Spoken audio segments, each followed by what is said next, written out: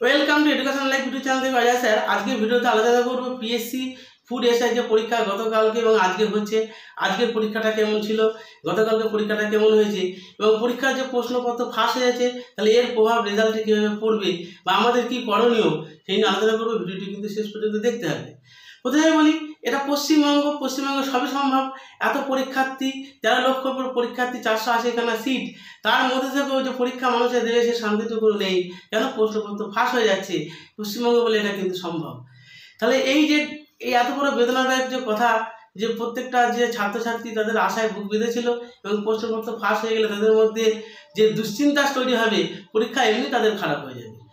তা গতদিন এবং আজকের পরীক্ষার মধ্যে দেখা যাচ্ছে যে প্রথম শিফট ও দ্বিতীয় শিফটের প্রশ্ন মোটামুটি তুলনাভাবে অনেক সহজ এবং তৃতীয় শিফটের প্রশ্ন কিন্তু অনেকটা শক্ত হচ্ছে।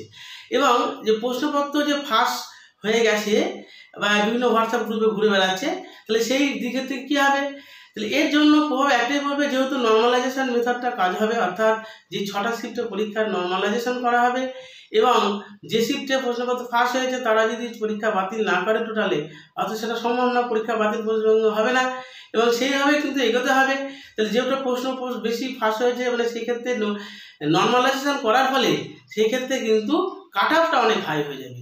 আমি গত ভিডিওতে বলেছি যে কাট অফ কিন্তু ইউআরএ অর্থাৎ জেনারেলদের কিন্তু প্রায় 88 থেকে 93 পর্যন্ত কাট অফ হয়ে যাওয়ার চান্স আছে। তাহলে এই প্রশ্নপত্র ফাঁসের জন্য কাট অফটা বরঞ্চ মানে বাড়বে ছাড়া কমবে না। তাহলে কি আমাদের এই এত দুঃখদায়ক কথাবার্তা যে প্রশ্নপত্র ফাঁস এবং এত দীর্ঘদিন ধরে পরীক্ষা নেই, তারপরে পরীক্ষা দিতে বসে যদি এরকম মাথায় চিন্তা করে প্রশ্নপত্র ফাঁসে, তাহলে কিন্তু জানা জিনিস ভুল করে আসতে হবে। তা আমাদের করণীয় বলতে এটাই, আমাদের কিছু করার নেই, আমাদের প্রতিবাদ জানাতে হবে, আমাদের সরকারের কাছে রাখতে হবে যে কেন এইভাবে হচ্ছে, সুস্থভাবে আমরা পরীক্ষা দিতে চাই। এত মানুষের ফর্ম ফিল আপ করেছি, এত টাকা খরচ হয়েছে, তারপরেও যদি পরীক্ষা দিতে গিয়ে এরকমভাবে প্রশ্নপত্র ফাঁস হয়ে যায় তাহলে কিন্তু মানে দেওয়া যা না দেওয়ার সমান। তাও তোমরা যারা ভালো পরীক্ষা দিয়েছো বা ভালো পরীক্ষা দিচ্ছ তাদের ক্ষেত্রে কিন্তু যারা হাই কাট অফ হয়ে গেলে তোমরা কিন্তু অন্তত লেখা পরীক্ষায় চান্স পাওয়ার সম্ভাবনা থাকে।